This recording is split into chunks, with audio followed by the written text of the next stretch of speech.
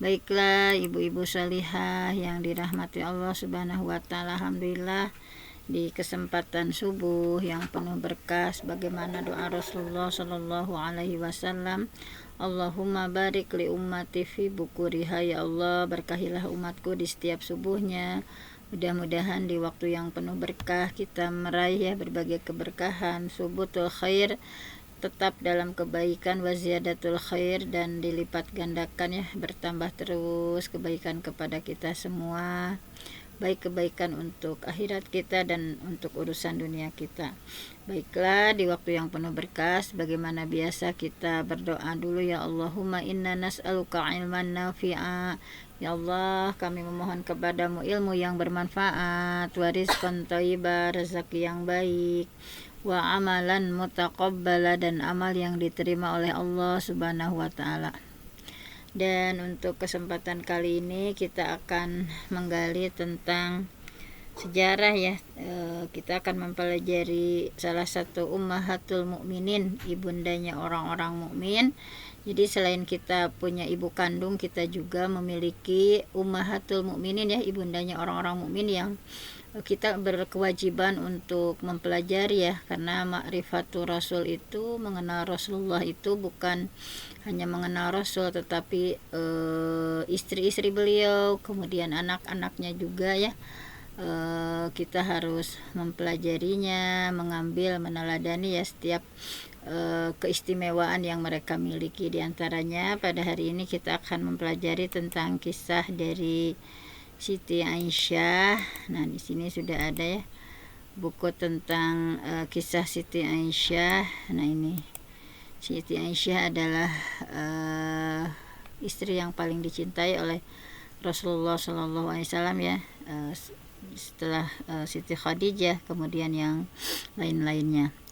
Nah, kita awali dari sejarah hidup Aisyah ya, bahwa nama Aisyah ini terkenal dengan As-Siddiqah ya, perempuan yang benar atau perempuan yang lurus.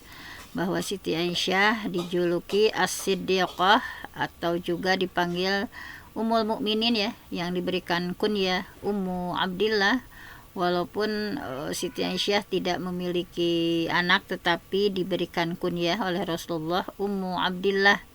Nah, ada riwayat yang menyebutkan panggilannya Humairah gitu ya, tetapi Rasulullah, jadi kunyah itu tadi julukan, misalnya ada Abu siapa ya, Abu Abdullah atau Ummu Abdullah atau Ibnu. Nah, ini. Nah, jadi Rasulullah juga ada riwayat yang menyebutkan nama panggilan Siti Aisyah itu Humairah ya. Humairah itu artinya putih dan cantik gitu ya dalam Zahabi. Nah, di sini ada misalnya. Tapi di antara sekian banyak hadis yang menyebutkan Humairah itu tidak ada satupun yang sahih ya.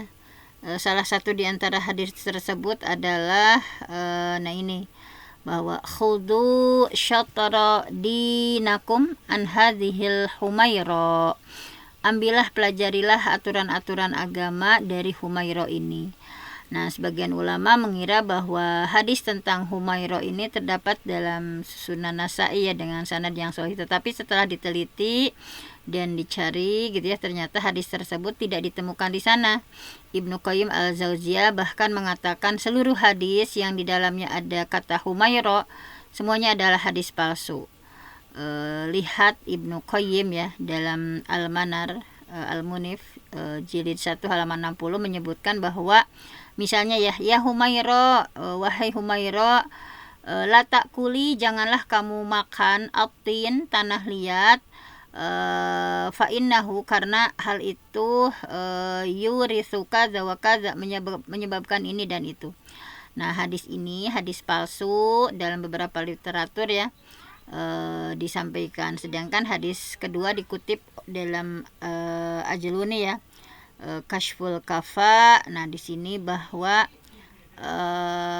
di sana itu ada Ibnu Sa'ad ya. Nah, di sana disebutkan hadis itu pokoknya hadis diriwayatkan ini tentang Humairah itu disampaikan semuanya adalah hadis palsu. Nah, kemudian selanjutnya bahwa Rasulullah sering memanggil Siti Aisyah itu dengan bintus Siddiq. Bintu itu anak perempuan, Siddiq itu yang benar ya, yang lurus, yaitu Abu Bakar. Jadi Rasulullah lebih sering memanggil Siti Aisyah itu dengan bintus Siddiq ya. Bintus Siddiq itu adalah bintun itu putri ya. Siddiq itu dari lelaki yang benar, yaitu Abu Bakar. Nah, orang Arab biasanya menggunakan kunyah tadi, julukan misalnya, dan menganggapnya sebagai tanda kemuliaan atau kehormatan. Tetapi Siti Aisyah, beliau kan tidak memiliki keturunan, sehingga ia pun sebetulnya tidak memiliki kunyah ya. Suatu hari dengan wajah yang sedih dan murung, Siti Aisyah berkata kepada Rasulullah, "Wahai Rasul, setiap orang memiliki kunyah kecuali aku," gitu ya. Nah, orang-orang pada punya kunyah. Maka Rasulullah menyuruh Aisyah untuk menggunakan kunyah Ummu Abdillah, ibundanya Abdullah. Nah, Abdullah itu adalah nama keponakan dari Siti Aisyah.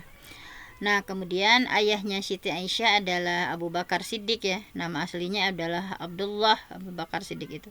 Sedangkan ibunya bernama Ummu Rumman. Dari pihak ayah maupun ibu, Aisyah termasuk suku Quraisy ya, dari Bani Taim, dan Abu Bakar dari Bani Kinana, dan Ummu Rumman dari Bani Kinana. Kemudian nasab Siti Aisyah ya, dari ayahnya adalah Aisyah binti Abu Bakar Siddiq bin Abi Kuhafah, Utsman bin Amir bin Umar bin Ka'ab bin Sa'ad bin Taim bin Murrah bin Ka'ab bin Lu'ay bin Fikhar bin Malik. Sedangkan dari ibunya Aisyah adalah Aisyah binti Ummu Rumman binti Amir bin Uwaimir bin Abdusyam bin Ita bin Uzainah bin Sabi bin Wahban bin Haris bin Ghanam bin Malik bin Kinanah. Jadi masih ada saudara ya dengan baginda Rasulullah Shallallahu Alaihi Wasallam. Nah, dari pihak ayahnya, nasab Aisyah itu bertemu dengan nasab Rasulullah ya, di kakeknya yang ketujuh. Jadi masih ada saudara ya. Sementara dari pihak ibunya, nasab Aisyah bertemu dengan nasab Rasulullah di kakeknya yang ke-11 atau ke-12. Nah, jadi masih ada saudara di kakeknya yang ke-7 dan di kakeknya yang ke-11 atau 12. Nah, Abu Bakar meninggal pada tahun 13 Hijriah, sedangkan tahun wafat Ummu Rumman menjadi perdebatan ya, bahwa apakah wafatnya di tahun ke-5 atau ke-6 Hijriah ketika Rasulullah masih hidup. Nah, tapi pendapat itu tampaknya tidak valid ya. Banyak riwayat sahih yang menyebutkan bahwa Ummu Rumman masih hidup ketika Abu Bakar menjadi khalifah gitu ya. Namanya juga disebut dalam sejumlah hadis tentang peristiwa fitnah ya, hadisul ifki terhadap Siti Aisyah. Dan dikisahkan masih hidup pada tahun ke-9 Hijriah, tahun ketika Rasulullah meminta istri-istri beliau memilih antara dua pilihan, Allah dan Rasulnya atau kehidupan duniawi. Nah, di sini bahwa kelahiran Siti Aisyah ini ya, sebelum dinikahi Abu Bakar, Ummu Rumman sempat menikah dengan Abdullah bin Haris ya. Tapi setelah Abdullah bin Haris meninggal, baru beliau menikah dengan Abu Bakar dan diberikan 2 orang anak ya dari Abu Bakar, Abdurrahman dan Siti Aisyah. Nah, di sini bahwa tidak ada catatan yang pasti ya tentang tahun kelahiran Siti Aisyah. Ada yang disampaikan bahwa Aisyah lahir pada awal tahun ke-4 kenabian dan dinikahi Rasulullah pada tahun ke-10 kenabian ketika baru berusia 6 tahun. Tapi pendapat ini tidak benar, karena kalau Siti Aisyah memang dilahirkan pada awal tahun ke-4 kenabian, maka usianya saat dinikahi Rasul adalah 7 tahun, bukan 6 tahun seperti yang dicantumkan dalam banyak riwayat yang sahih. Nah, tetapi di sini intinya peristiwa-peristiwanya itu bahwa Siti Aisyah menikah dengan Rasulullah 3 tahun sebelum hijrah. Ketika Aisyah berusia 6 tahun, Rasulullah baru mengajak Siti Aisyah hidup bersama ya pada bulan Syawal pada tahun pertama Hijriah. Saat itu usia Aisyah 9 tahun gitu ya. Nah, jadi menikahnya 6 tahun, tetapi hidup bersamanya ketika Siti Aisyah sudah 9 tahun. Rasulullah meninggal dunia pada bulan Rabiul Awal tahun 11 Hijriah. Ketika itu usia Aisyah baru 18 tahun ya ketika meninggal oleh Rasulullah. Jadi 9 hidup bersama ya, 9 tambah 9 18. Jadi hidup bersama dengan Rasulullahnya itu 9 tahun ya. Nah, jadi versi yang paling benar adalah bahwa Siti Aisyah itu lahir di bulan Syawal, akhir tahun ke-5 Hijriah, 8 tahun sebelum peristiwa Hijriah terjadi, bertepatan dengan Juli tahun 614 Masehi. Nah, di sini bahwa sebelum memasuki pembahasan tentang peristiwa sejarah ya, perlu diketahui dulu bahwa terhitung diangkat menjadi nabi, Rasulullah menghabiskan masa 13 tahun di Mekah dan 10 tahun di Madinah. Ketika Aisyah lahir, Rasulullah sudah 4 tahun menjadi Rasul dan mulai memasuki tahun kelima. Nah, ini pokoknya tidak ada satupun keluarga muslim yang mampu menyamai perjuangan dan pengorbanan keluarga Abu Bakar ya dalam penyebaran dakwah Islam. Bahwa kediaman Abu Bakar ya, rumah Abu Bakar itu tempat yang diberkahi, dipenuhi oleh kemuliaan, kebahagiaan, keagungan serta keteduhan. Dari sana cahaya terang Islam terpancar, subhanallah ya. Dan Siti Aisyah adalah bagian dari keluarga itu. Jadi Siti Aisyah sangat beruntung tidak pernah mendengar suara kemusyrikan atau kekafiran ya di rumahnya. Jadi Siti Aisyah berkata bahwa ketika pertama kali aku mengenal ayah ibuku ya, lam akil abawaya ila wahuma yadina nidin, keduanya sudah memeluk Islam gitu. Jadi dari masa kecil Siti Aisyah ya kan disusui oleh istri Wa'il Abdul Qais. Wa'il punya saudara bernama Aflah. Dengan demikian Aflah adalah paman sesusuan Siti Aisyah. Jadi Aflah ini yang sering mengunjungi Aisyah ya dengan seizin Rasul. Dikisahkan suatu hari Aflah datang ke rumah Aisyah dan meminta izin untuk menemui. Aku tidak mengizinkan masuk, kata Aisyah. Kemudian ketika Rasulullah datang, kukabarkan kepada beliau tentang kedatangan Aflah. Ternyata Rasulullah menyuruhku untuk mengizinkan Aflah menemuiku. Jadi selain oleh Aflah, Aisyah juga tercatat sering dikunjungi oleh saudara sesusuannya. Nah, masa kecil Siti Aisyah, bahwa Siti Aisyah itu kan sangat cerdas ya, dan jenius gitu. Nah, di sini orang jenius biasanya menampakkan tanda jenius ya sejak kecil, baik ketika berkata ataupun berbuat gitu ya. Jadi masa kecil mereka seakan-akan meramalkan masa depan yang cemerlang, sebuah masa ketika mereka akan melahirkan prestasi besar. Sama Aisyah juga ya. Sudah terlihat tanda-tanda kemuliaan, keagungan Siti Aisyah ya, dan kebahagiaan sudah tampak pada gerakan dan tingkah laku di masa kecil. Tetapi Aisyah kecil ya, tetap seorang anak yang tidak bisa lepas dari dorongan naluriahnya. Dia sangat suka bermain. Kemudian teman-teman sepermainannya biasa mendatangi rumahnya dan bermain bersama Siti Aisyah ya. Dan Aisyah tetap menjaga etika ketika Rasulullah menemuinya. Nah, sering misalnya ketika Aisyah sedang asik bermainnya bersama teman-teman, Rasulullah datang secara tiba-tiba dan Aisyah segera menyembunyikan bonekanya ya, sementara teman-temannya menyingkir dan pergi. Tapi Rasulullah adalah orang yang menyayangi anak kecil ya. Beliau justru memanggil teman-teman Aisyah dan menyuruh mereka untuk terus bermain bersama Aisyah gitu ya. Kisah ini dituturkan oleh Aisyah sendiri bahwa wa kanat ta'tini sawahibi. Nah, aku biasa bermain ya bersama teman-temanku. Fakunna yantakimna min Rasulillah gitu ya. Ketika Rasulullah datang mereka segera sembunyi gitu ya. Tapi fakana Rasulullah SAW yusarribuhunna ilayya. Tetapi Rasulullah justru memerintahkan mereka untuk terus bermain bersamaku. Nah, mainan yang paling disukai Siti Aisyah adalah boneka dan ayunan. Suatu hari Rasulullah mendatangi Siti Aisyah ya, ketika sedang asik bermain boneka. Di antara boneka-boneka itu terdapat boneka kuda yang punya 2 sayap gitu ya. Satu di kanan dan satu di kiri. Melihat boneka tersebut, Rasulullah bertanya, "Apa ini wahai Aisyah?" Kuda, jawab Aisyah. "Memang ada ya kuda yang punya 2 sayap?" tanya Rasulullah. "Bukankah kuda Sulaiman memiliki banyak sayap?" Rasulullah tertawa mendengar jawaban Aisyah yang spontan. Nah, dari jawaban Aisyah ini terlihat dengan jelas ya kecerdasan, kepolosan, dan pengetahuan yang luas tentang persoalan agama. Nah, di sini bahwa anak kecil ya dimanapun mereka berada cenderung tidak punya perhatian terhadap apapun, tidak ada urusan yang mengganggu mereka, yang masih polos, dan mereka tidak merasa perlu untuk memikirkan sesuatu. Dan ini terjadi sampai berusia 7 atau 8 tahun. Nah, tetapi Aisyah bukan anak kecil biasa. Ia mengingat dengan baik apa yang terjadi di masa kecilnya, termasuk hadis-hadis yang didengar dari Rasulullah ya. Ia memahami hadis itu dan meriwayatkannya dan menarik kesimpulan dan serta bisa memberikan penjelasan tentang detail-detail hukum fikih ya yang terkandung di dalamnya. Jadi Siti Aisyah ini sangat besar ya jasanya menjelaskan hikmah-hikmah dan peristiwa yang dialami di masa kecil. Bahkan Aisyah mampu mengingat dengan baik ayat Quran yang didengarnya ketika sedang asik bermain. Ia berkata bahwa ketika aku masih kecil dan suka bermain ya, laqad unzil ala Muhammad sallallahu alaihi wasallam bi Makkah wa inni lajariyatu al'ab. Jadi ketika aku masih kecil dan suka bermain, Rasulullah menerima ayat berikut di Mekah ya. Balis sa'ah mau'iduhum was sa'atu adha wa amar. Balis sa'ah ya, Rasulullah dia mengingat gitu ketika masih kecil ya bahwa di Mekah Rasulullah menerima ayat ini ya.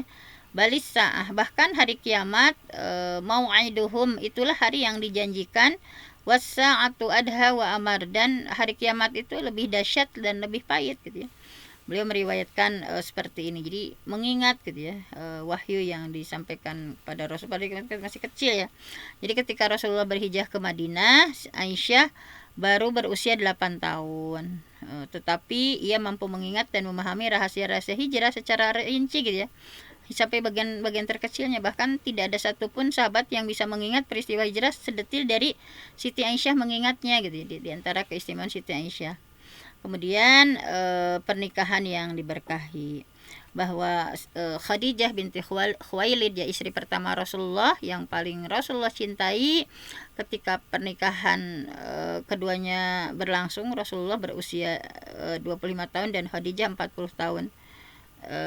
Bahwa sepasang suami istri ini ya, bahwa hidup sangat bahagia kurang lebih 25 tahun gitu ya Rasulullah bersama Siti Khadijah. Jadi usia Rasul saat itu 25 tahun dan Khadijah 40 tahun. Nah, jadi Rasulullah pernikahan bersama Siti Khadijah itu 25 tahun. Dan akhirnya Khadijah meninggal dunia di usianya yang ke-65 pada bulan Ramadan ya, tahun ke-10 kenabian atau 3 tahun sebelum hijrah. Ketika Khadijah wafat, Rasulullah berusia 50 tahun. Nah, Khadijah adalah orang pertama di muka bumi yang mengimani ya dan memeluk Islam, kemudian menjadi pendamping terbaik Rasulullah di kala suka maupun duka. Khadijah yang mencurahkan kasih sayang ya seorang ibu kepada Rasulullah, sesuatu yang tidak pernah beliau dapati ya ketika masih kecil, bahwa ketika ditentang oleh kaum kafir terhadap dakwah Islam semakin menguat ya, Rasulullah sangat membutuhkan motivasi, hiburan dan kekuatan, dan Khadijah yang selalu siap memberikan segalanya. Oleh karena itu ketika Khadijah berpulang ke rahmatullah yang meninggal, Rasulullah dilanda duka yang sangat mendalam ya, dikenal dengan Amul Husni, tahun kesedihan. Tidak pernah beliau sedih atas kematian seseorang melebihi kesedihan ketika Khadijah meninggal dunia. Tidak pernah pula Rasulullah mengenang seseorang melebihi apa yang beliau kenang ya dari Khadijah. Beliau menjadi murung dan kehilangan gairah hidup gitu ya. Hal ini tentu saja para sahabat menjadi risau ya. Mereka prihatin melihat Rasulullah tenggelam dalam rasa duka ya. Mereka pun berupaya untuk meringankan beban duka itu. Suatu hari Haulah binti Hakim, istri Utsman bin Maz'un ya, salah seorang sahabat terkemuka yang meninggal dunia pada tahun 2 Hijriah, mendatangi Rasulullah dan bertanya, "Wahai Rasul, tidakkah engkau ingin menikah lagi?" Kata Rasulullah, "Dengan siapa?" gitu ya. "Perempuan seperti apa yang engkau kehendaki, gadis atau janda?" gitu. Rasulullah bertanya balik, "Siapa yang gadis dan siapa yang janda?" Nah, jika engkau menghendaki seorang janda, maka nikahlah dengan Saudah binti Zam'ah gitu ya. Dan jika gadis yang kau inginkan, maka menikahlah dengan putri yang paling kau sayangi gitu, yaitu Aisyah binti Abu Bakar gitu. Kalau begitu sampaikan hal ini kepadanya. Maka Haulah yang berangkat ya menuju kediaman Abu Bakar untuk menyampaikan hal itu. Pada masa itu orang-orang Arab enggan menikahi putri teman yang sudah diangkatnya menjadi saudara. Mereka beranggapan bahwa hubungan saudara angkat itu membuat hubungan perbesanan menjadi terlarang. Rasulullah sudah mengangkat Abu Bakar sebagai saudara. Karena itu Abu Bakar menganggap kabar dari Khawlah itu, bolehkah beliau menikahi putriku gitu ya, karena sudah diangkat sebagai saudara ya, biasanya nggak boleh. Bukankah Aisyah adalah anak dari saudaranya sendiri? Kemudian Khawlah pun kembali kepada Rasul dan bertanya. Kemudian beliau menjawab, irji'i faquli, kembalilah kepada Abu Bakar, faquli, dan katakan kepadanya, innahu akhi fiddin, bahwa Abu Bakar itu adalah saudaraku seagama, wahya li halalun, dan putrinya halal kunikahi. Nah, jadi sebelum dihutbah oleh Rasulullah, Aisyah sudah bertunangan dengan Jabir bin Mut'im bin Adi ya. Abu Bakar tidak mau membatalkan pertunangan itu secara sepihak tanpa terlebih dulu membicarakannya dengan keluarga Jabir. Maka Abu Bakar pun pergi ya menuju kediaman Mut'im bin Adi, ayahnya Jabir. Keluarga Jabir belum memasuk Islam saat itu ya. Setelah Abu Bakar menyampaikan maksudnya, Mut'im menanyakan pendapat istrinya. Maka istrinya berkata, wahai Abu Bakar, engkau ingin agar anak kami masuk Islam setelah menikah dengan putrimu? Akhirnya Aisyah pun dinikahkan dengan Rasulullah gitu ya. Jadi mempertanyakan ibunya ya, wahai Abu Bakar, apakah engkau ingin supaya anak kami itu masuk Islam setelah menikah dengan putri kamu misalnya. Nah, sehingga akhirnya Aisyah pun dinikahkan dengan Rasulullah. Saat itu Aisyah gadis cilik ya, masih kekanak-kanakan, sering membuat ibunya marah dan menghukumnya ya. Kadang-kadang Rasulullah menyaksikan Aisyah dimarahi. Hal itu membuat beliau iba dan berkata kepada Ummu Ruman ya, ibunda Siti Aisyah, ya Ummu Ruman, wahai Ummu Ruman, istausi bi Aisyah khairan wahfadini fiha, perlakukanlah Aisyah dengan baik, jaga dia untukku gitu ya. Suatu hari Rasulullah mendatangi rumah Abu Bakar. Beliau melihat Aisyah berdiri di pintu sambil menangis. Kemudian beliau bertanya, mengapa menangis Aisyah, dan mengatakan bahwa ibunya memarahi dan menghukumnya. Mendengar itu meneteslah air mata Rasulullah. Beliau segera mendatangi Ummu Ruman dan berkata, wahai Ummu Ruman, bukankah aku sudah memintamu menjaga Aisyah untukku? Kemudian Ummu Ruman menjawab, ya wahai Rasulullah, Aisyah mengadukan sesuatu yang membuat Abu Bakar marah kepada kami gitu ya. Jangan dia hukum meski ia melakukan hal itu, tukas Rasulullah.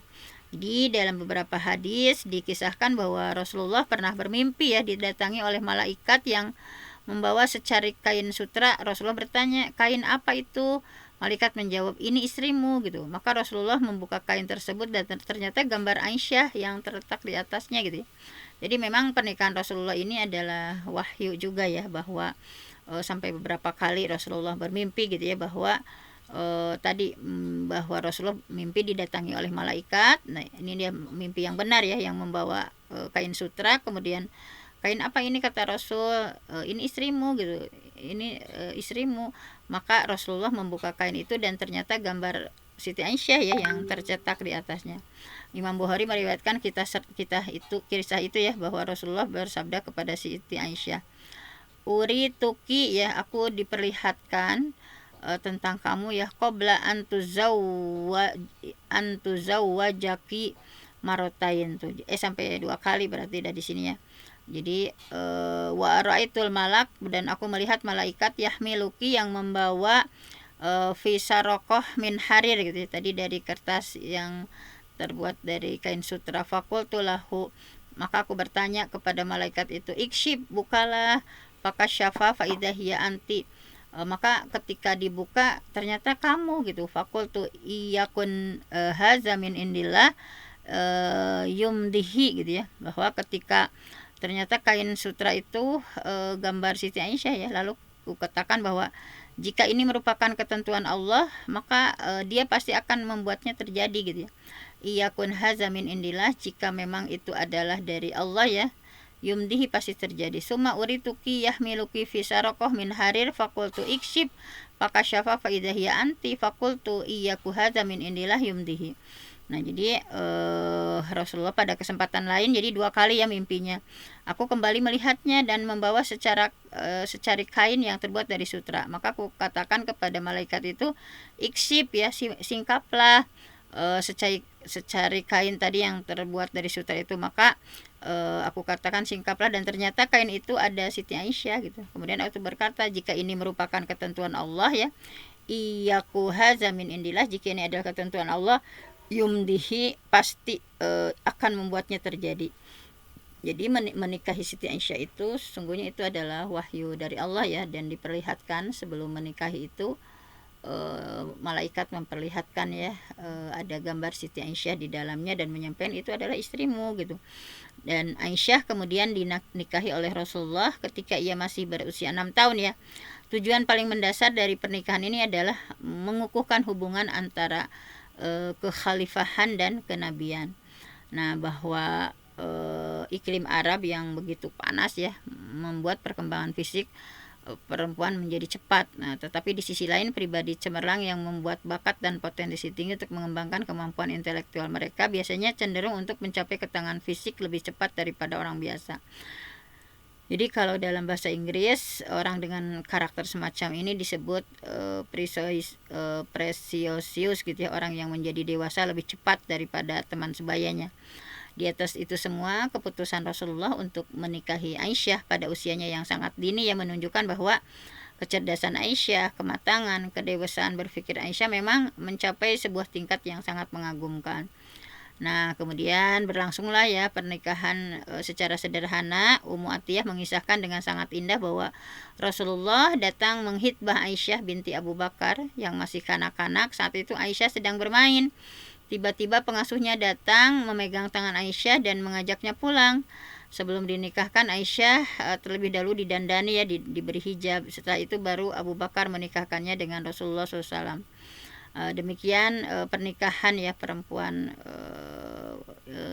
pemuka perempuan dunia berlangsung secara sederhana, bersahaja, dan harus diteladani ya oleh muslim yang lain bahwa menggugat kebiasaan yang cenderung mempersulit pernikahan ya, menjadikannya sebagai ajang pemborosan, penghamburan harta, serta pemuasan hasrat dan perilaku konsumtif, bahwa pernikahan di zaman modern ini cenderung menjadi cara melestarikan upacara tradisi adat yang bertentangan dengan prinsip-prinsip agama Islam. Bahwa tidakkah pernikahan Rasulullah merupakan sebuah bantahan yang nyata terhadap kebiasaan orang-orang di masa kita ini yang biasa menyelenggarakan pesta pernikahan secara berlebihan. Nah, mari kita lihat ya bahwa Siti Aisyah menggambarkan pernikahannya dengan Rasulullah, dan ia berkata bahwa aku tidak tahu bahwa Rasulullah telah menikahiku gitu. Hanya saja sejak saat itu ibuku melarangku keluar rumah. Barulah aku menduga bahwa aku sudah menikah gitu, tapi tidak pernah kutanyakan hal itu kepada ibuku sampai ia sendiri yang kemudian memberitahukannya kepadaku.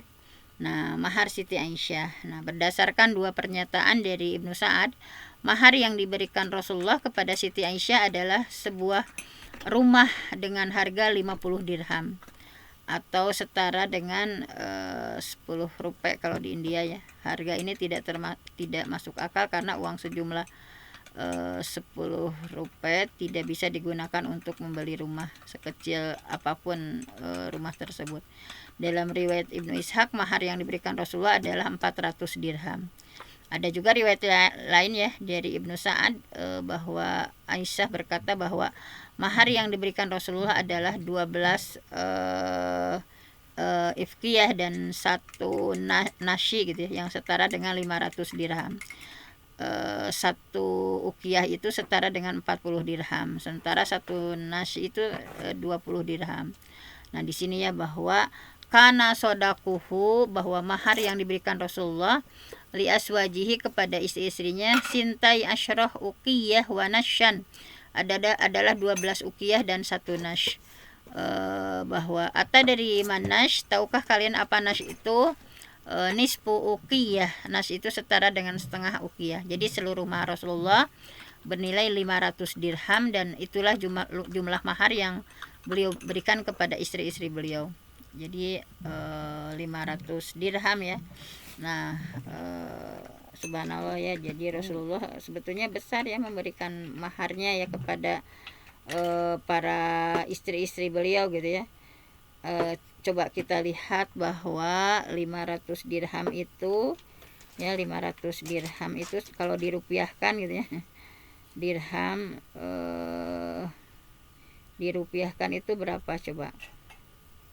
Coba kita lihat, 500 dirham itu kalau dirupiahkan di zaman sekarang misalnya ya, bahwa mahar yang beliau berikan kepada istri-istrinya itu ini ya, bahwa sekitar kalau menggunakan ini ya, sekitar 2,42 juta gitu ya. Kalau sekarang itu 500 dirham kalau di sekarang ya sekitar sekian lah ya, 2,42 juta 345 gitu.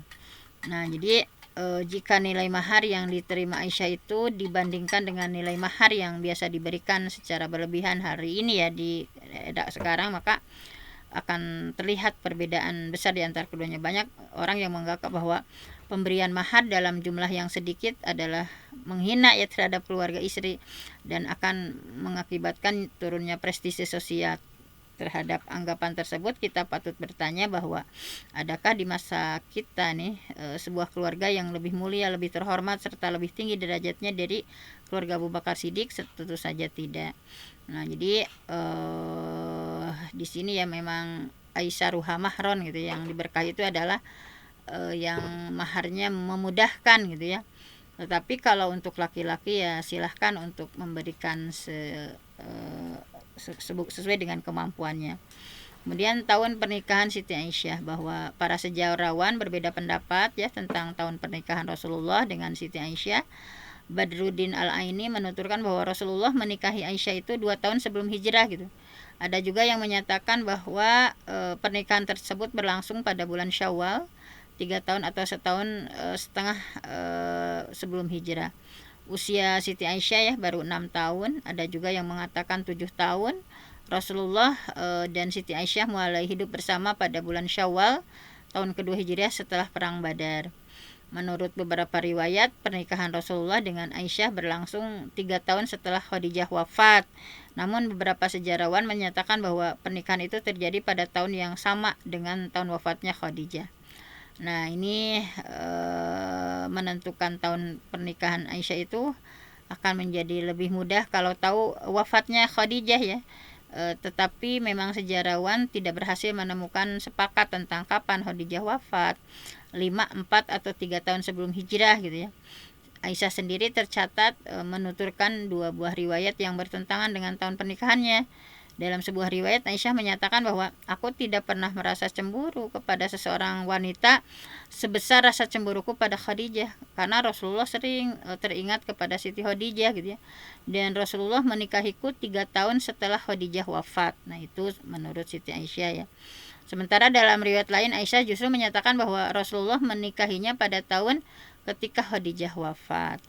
Jadi pernyataan terakhir ini yang dianggap lebih valid ya oleh mayoritas sejarawan karena selaras banyak riwayat lain yang sahih. Jadi dengan demikian bisa dinyatakan bahwa Khadijah wafat pada bulan Ramadan tahun ke-10 kenabian. Lalu pada bulan Syawal di tahun yang sama Rasulullah menikahi Siti Aisyah. Saat itu Aisyah berusia 6 tahun gitu ya. Dengan kata lain, pernikahan itu berlangsung pada bulan Syawal 3 tahun sebelum hijrah, bertepatan dengan bulan Mei tahun 620. Ibnu Abdul Bar mendukung pendapat ini dalam karyanya Al-Isti'ab. Nah, jadi ya, menyangkut 2 riwayat yang bertentangan dari Aisyah ya, boleh jadi satu periwayatannya melakukan kesalahan dan pernikahan Rasulullah dengan Aisyah berlangsung pada tahun wafatnya Khadijah, tetapi keduanya baru hidup bersama 3 tahun setelah itu. Jadi ketika Aisyah sudah berusia 9 tahun. Nah, setelah menikah dengan Rasulullah ya, Aisyah tetap tinggal di kediaman keluarganya ya selama 3 tahun. Jadi 2 tahun 3 bulan di Mekah dan 7 bulan di Madinah. Kita semua tahu bahwa umat Islam hijrah ya 2 kali. Hijrah yang pertama ke Habasyah, hijrah kedua ke Madinah. Siti Aisyah mengikuti peristiwa hijrah ini dengan teliti gitu ya. Dalam sebuah riwayat, Aisyah mengisahkan bagaimana Abu Bakar mengalami intimidasi yang keras ya di Mekah sehingga memutuskan hijrah ke Habasyah ya, Ethiopia ya kalau sekarang. Abu Bakar pun keluar meninggalkan kota Mekah. Sesampainya di Barkul Gimad, ia bertemu dengan Ibnu Daginah, penguasa wilayah tersebut. Ibnu Daginah bertanya, mau kemana engkau wahai Abu Bakar? Kaumku sudah mengusirku gitu ya. Aku ingin mengembara agar bisa beribadah kepada Tuhanku dengan tenang. Mendengar jawaban itu, Ibnu Daginah berkata, orang seperti kamu tidak layak keluar maupun dikeluarkan dari kampung halaman kamu. Engkau sudah terbiasa menafkahi orang miskin, menyambung silaturahmi, membantu orang-orang ya yang berkebutuhan gitu ya. Jadi merasa iba ya ini bahwa engkau itu orang baik gitu ya. Bahwa tidak layak untuk keluar ataupun dikeluarkan dari kampung halaman ya. Bahwa menurut tadi ya, menurut Ibnu Daginah bahwa engkau terbiasa sudah menafkahi orang miskin ya, sering menyambung tali silaturahmi, bantu orang-orang lemah, menjamu para tamu, menolong orang-orang yang tertimpa musibah. Pulang kembali engkau berada dalam perlindunganku gitu ya. Bahwa Ibnu Daginah memasuki kota Mekah bersama Abu Bakar, lalu berkeliling menemui para pembesar Quraisy ya, dan berkata kepada mereka, orang seperti Abu Bakar tidak layak keluar maupun terusir dari kota ini gitu. Nah, di sini besar kemungkinan bahwa Siti Aisyah beserta keluarganya juga turut serta bersama Abu Bakar dalam perjalanan meninggalkan kota Mekah itu. Nah, peristiwa kedua ya, hijrah ke Madinah, terjadi beberapa saat setelah hijrah pertama gitu ya. Setelah itu saat itu ya, intimidasi yang dirasakan umat Islam di Mekah semakin tidak tertahankan gitu ya. Dunia menjadi sempit, berbagai cemoohan, siksaan dilancarkan oleh kafir Quraisy ya. Rasulullah pun berniat melakukan hijrah ke Madinah. Nah, ini perhatikan bagaimana Aisyah mengisahkan peristiwa itu. Jadi walaupun masih kecil ya, sangat detail gitu ya. Siti Aisyah itu subhanallah gitu ya, bahwa langsung saja pada terjemahnya, setiap hari Rasul mengunjungi kami 2 kali, di pagi dan malam hari. Jadi setiap hari Rasulullah mengunjungi rumah Siti Aisyah ya. Suatu siang yang terik, ketika kami sedang duduk bersama di kediaman Abu Bakar, tiba-tiba seseorang bersemu, lihat Rasulullah datang dengan menutup kepala. Tidak biasanya beliau datang di waktu seperti ini. Mendengar seruan itu, Abu Bakar berkata, ayah ibuku adalah tebusan beliau. Rasulullah tidak mungkin datang pada waktu seperti ini kecuali karena ada sesuatu yang penting gitu. Kemudian Rasulullah berkata kepada Abu Bakar, suruh keluar orang-orang yang bersamamu ini. Abu Bakar segera menukas ya, bahwa wahai Rasulullah, bukankah mereka adalah keluargamu juga ya? Maka beliau berkata, Allah sudah mengizinkanku meninggalkan Mekah gitu ya. Kami segera menyiapkan 2 ekor binatang tunggangan ya, beserta bekal makanan yang kami letakkan di dalam kantung. Asma binti Abu Bakar memotong sabuknya dan menjadikannya sebagai pengikat kantung tersebut. Jadi demikian Rasulullah melakukan perjalanan hijrah ke Madinah ya, bersama Abu Bakar dengan meninggalkan keluarga mereka di Mekah. Di tengah orang kafir Quraisy gitu ya, mereka berdua sampai di Madinah pada tanggal 12 Rabiul Awal tahun 14 kenabian. Nah, beberapa saat setelah tiba di Madinah, Rasulullah mengutus Zaid bin Harisah dan Abu Rafi ya, menjemput keluarga beliau di Mekah. Nah, Abu Bakar pun melakukan hal yang sama. Orang yang diutus untuk menjemput keluarganya adalah Abdullah bin Uraikid ya. 3 orang utusan itu berangkat bersama-sama. Abu Bakar juga mengirimkan surat kepada putranya Abdullah agar membawa Ummu Ruman, Aisyah, Asma gitu ya, keluar dari Mekah. Nah, Abdullah melaksanakan perintah tersebut. Sementara itu Zaid bin Abi Rafi ya, keluar bersama Fatimah, Ummu Kulsum, Saudah, Ummu Aiman, Usamah. Maka keluarga Rasulullah, keluarga Abu Bakar berangkat bersama-sama ya menuju Madinah. Nah, di tengah perjalanan, unta yang membawa Aisyah kabur gitu ya. Melihat itu Ummu Ruman berkata bahwa, duhai anakku, duhai mempelaiku, unta itu kemudian berhasil dikejar dan ditemukan. Nah, rombongan ini pun tiba di Madinah dan Siti Aisyah kemudian tinggal bersama keluarga Abu Bakar. Ketika itu Rasulullah sedang membangun masjid ya, berikut rumah-rumah di sekelilingnya, maka keluarga beliau tinggal di rumah-rumah tersebut. Nah, kemudian sekarang hidup berumah tangga bersama Rasulullah. Bahwa Siti Aisyah tinggal bersama keluarganya di kampung Bani Haris bin Khazraj selama kurang lebih 7 atau 8 bulan. Jadi Madinah saat itu adalah daerah epidemik ya, iklimnya tidak bersahabat bagi kaum muhajirin. Beberapa orang dari mereka sakit gitu ya, demikian pula Abu Bakar demam gitu ya. Dalam keadaan seperti itu, Aisyah selalu mengunjungi dan menanyakan kabar ayahnya. Aisyah menuturkan bahwa setelah Rasulullah tiba di Madinah, Abu Bakar dan Bilal ya terserang sakit. Kemudian aku mengunjungi keduanya. Aku berkata bahwa, wahai ayahku, bagaimana keadaanmu? Dalam keadaan menderita demam, Abu Bakar masih sempat ya memberikan syair kepada putrinya. Setiap orang selalu disambut dengan doa di pagi hari oleh keluarganya, padahal maut lebih dekat kepadanya daripada tali sendalnya. Kemudian Aisyah mendatangi Rasulullah dan mengabarkan ya bahwa Abu Bakar sakit ya. Maka beliau berdoa, Allahumma ya Allah, habib ilaina al-Madinah, jadikanlah kami mencintai Madinah. Allahumma ya Allah, habib, jadikanlah ya kami mencintai ilaina, kepada kami al-Madinah, Madinah, kahubbana Makkah, sebagaimana kami mencintai Makkah. Allahumma au asyadda, atau lebih gitu ya.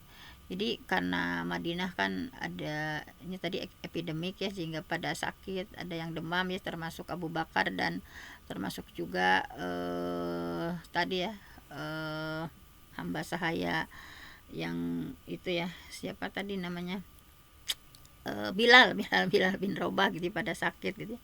Sehingga Rasulullah mengucapkan doa ini, Allahumma ya Allah, habib, ya Allah, habib, berikanlah, jadikanlah kami mencintai ya, ilaina, kepada kami al-Madinah, Madinah, kahubbina Makkah, sebagaimana kami mencintai kota Makkah, au asyadda, atau bahkan lebih gitu ya, jadikanlah cinta Madinah itu lebih dari Makkah gitu ya. Allahumma wa sahihha gitu ya, jadikanlah Madinah ini ya menjadi sesuatu yang bisa kami tinggali gitu ya. Sehatkanlah, kemudian wabariklah nafi so'iha gitu ya, berkahilah kami pada setiap mud dan soknya, wankul hummaha, dan hilangkanlah penyakit demam di kota ini, faj'alha bil juhfah, dan dari kota ini pindahkanlah ke Juhfah gitu.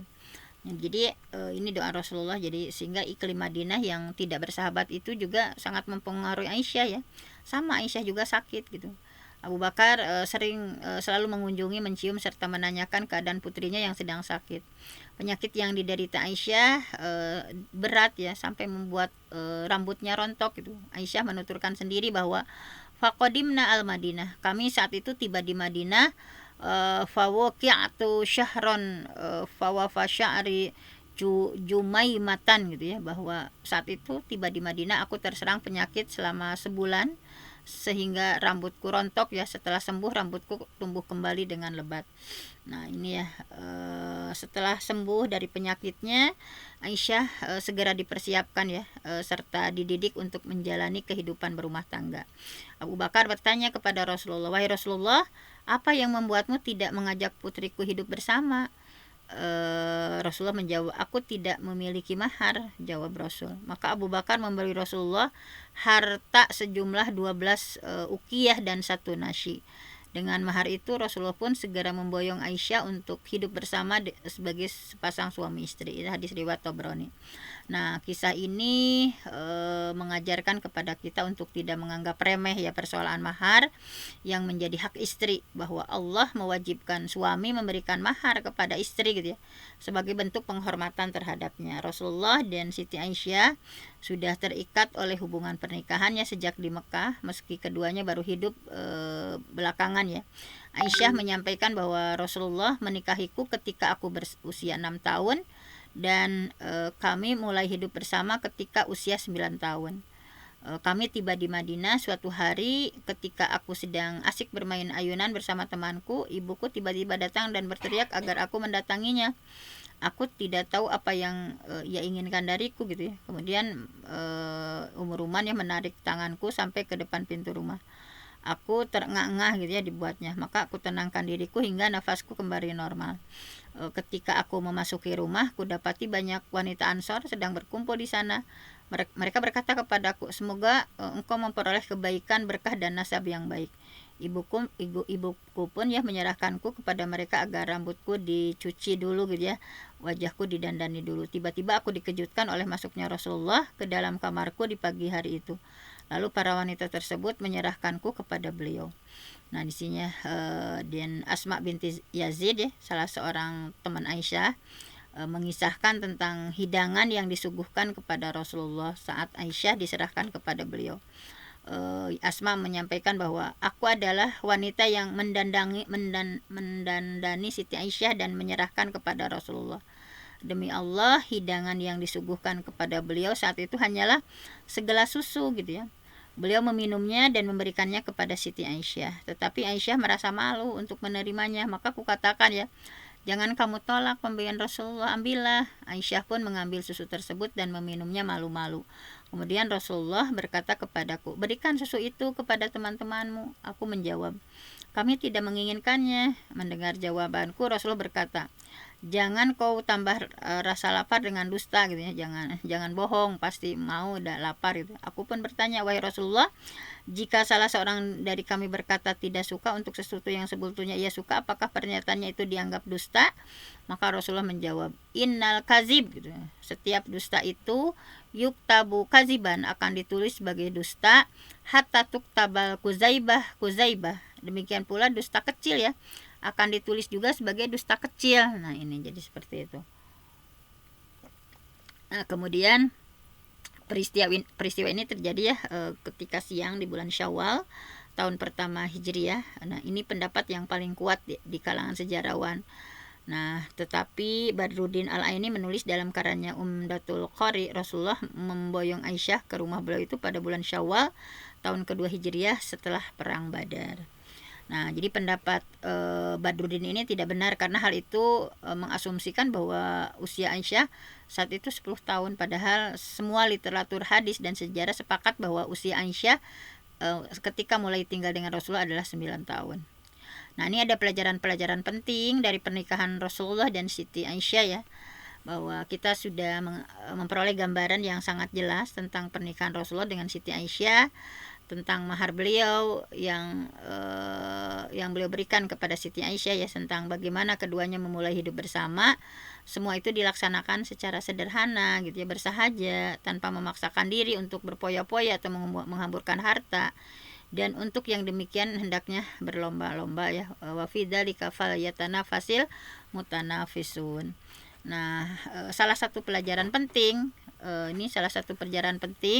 dari pernikahan baginda Rasulullah dengan Siti Aisyah adalah tentang bagaimana kemampuannya untuk merombak tradisi. Orang-orang Arab memiliki banyak tradisi dan kebiasaan yang bertentangan dengan syariat Islam.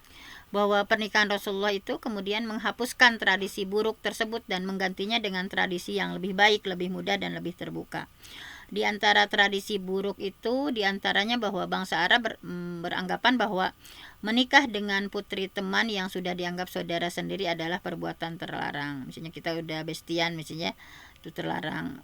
Mereka mengira bahwa persaudaraan yang dilandasi hubungan persahabatan itu sama dengan kekerabatan, dan itu yang terjadi ketika Abu Bakar ragu gitu ya menerima pinangan Rasulullah. Disampaikan melalui khaulah tadi ya, Rasulullah sendiri yang akhirnya menegaskan bahwa Aisyah itu halal untuk beliau gitu, beliau nikahi gitu, bahwa hubungan persaudaraan antara Rasul dengan Abu Bakar itu adalah ikatan persaudaraan seagama.